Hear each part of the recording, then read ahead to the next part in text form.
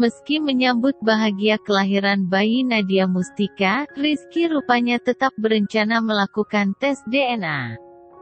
Terkait tes DNA tersebut, Rizky menyebut akan membicarakannya bersama keluarga. Mantan kekasih Lesti Kejora ini berharap bisa mengajak istri dan keluarga menjalani rencana tersebut dengan kepala dingin. Seperti yang kita ketahui sebelumnya, Rizky ramai diberitakan sempat disebut tak percaya jika bayi yang dikandung sang istri adalah anaknya.